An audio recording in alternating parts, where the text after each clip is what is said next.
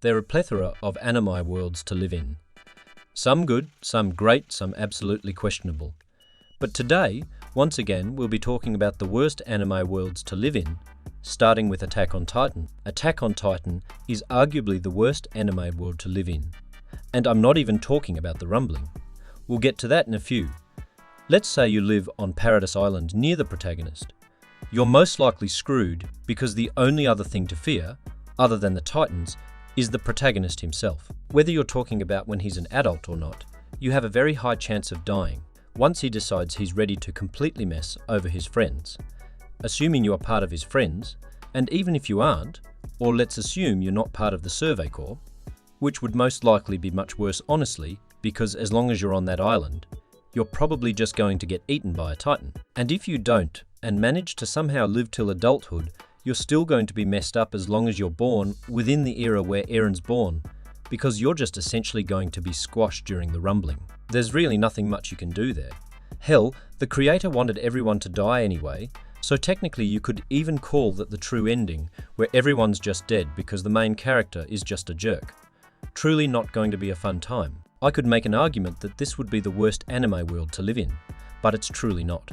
It can get worse. It always can. But regardless, if you don't die to Titans during the earlier years, or all the explosions and thugs, well, surely you're going to die during the rumbling. Moving on to Chainsaw Man, I actually feel like a lot of people would rather live here than Attack on Titan. And to be fair, I might agree just because the girls are just bad as hell. But well, this world does suck. It's well up there, but not as bad as Attack on Titan. But imagine a world where every single human fear became a reality, and the more people fear that particular thing, the stronger it gets. That's actually crazy to think, because there are things like the Darkness Devil, Blood Devil, the Chainsaw Devil, the Gun Devil, etc. Imagine the Gun Devil absolutely decimating the place you live in, or you somehow get contracted with Makima, the Control Devil, and she folds you. And I don't mean that metaphorically, she can literally fold you. Imagine being folded by this absolute baddie. I'd low-key be all for it, but like it still won't be a fun experience. And just imagine, if all these devils decided that they just wanted to mess over all of humanity. It would be the rumbling all over again. Hell, there's even a Tomato Devil.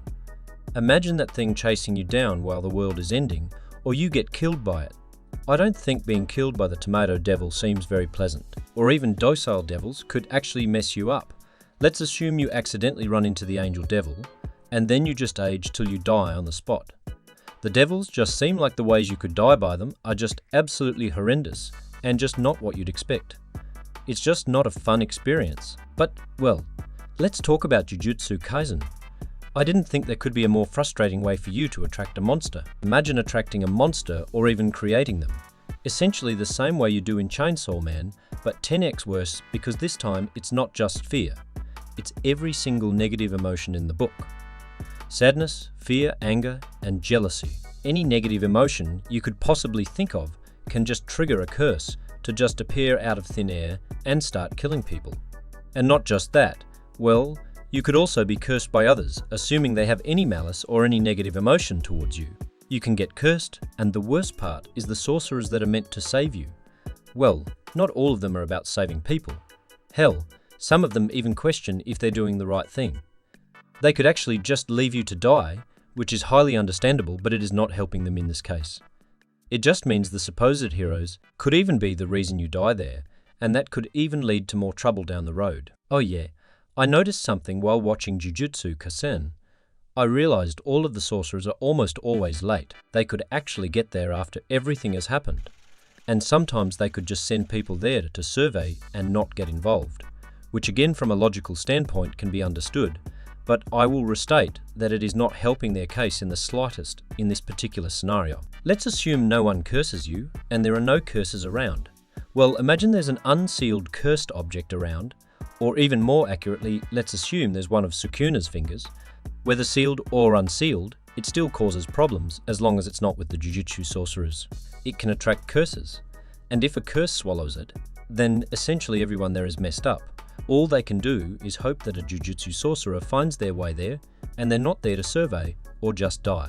As well as, let's assume you yourself want to be a Jujutsu sorcerer. You most likely will need curse techniques which are hereditary, which is kind of annoying, meaning that if someone did come to save you and they don't have a strong enough curse technique, then well, you both might as well be messed up. Let me also restate the fact that curses spawn due to negative emotions, which nowadays our society is heavily ruled by, regardless of where you live and what you do.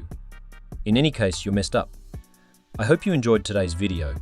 It's longer than usual, and if you like longer videos, please let me know down in the comments section. Make sure to leave a like as well and subscribe. It's free, and with all that being said, I'll see you in the next video.